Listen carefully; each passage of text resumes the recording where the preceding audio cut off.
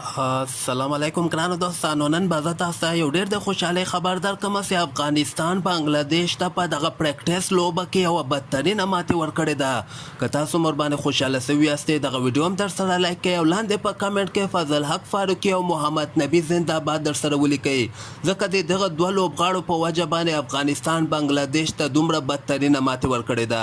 په دغه لوبه کې افغانستان اول بیټینګ ترسره کړی او بنګلادیش ته 101 رنزه ټارګټ ورکړی. که موږ د افغانستان بیټسمینانو ګورو، رحمان الله ګربز 22 رنزه کړي دي، حضرت الله زازي 15 رنزه کړي، ابراهیم بیا شپږ څلوېښت مهم رنزونه کړي دي.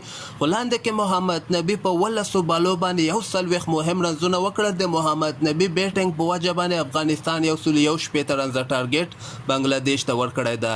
خو بل طرف ته که موږ د بنګلادیش بیټسمینانو ګورو، دوی بیخي فضل حق فاروقي بالنګ ته ټینګ سوي نه دي او فضل حق فاروقي همدغه په پاور پلی کې ورته د بنګلادیش درې مهم لوبغاړي اوټ کړل او دغسې د بنګلادیش ملای ورماته کړله.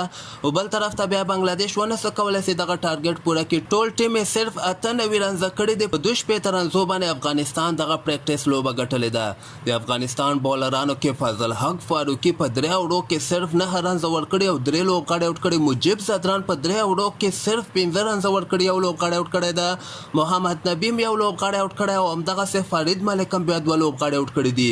نو دغه ولنۍ پریکټیس لوبه ولسې د افغانستان لپاره یو ډېر ښه خبر ده، ځکه ګټې سره آغاز کول دغه همیشه یو ټیم لپاره ډېر ښه خبر او افغانستان بنګلادیش یعنی دومره کمزوره ټیم هم نه ده او داسې بدترینه یې ماتې ورکړله چې 2 رنزه په شروریزه لوبه کې ډېر زیات رنزونه یي. ویډیو در سره حتما لایک کړئ او لاندې په کمنټ کې افغانستان زنده‌باد هم در سره ولیکئ او دغه کریک پښتو یوټیوب چینل هم در سره سبسکرایب کولی شئ.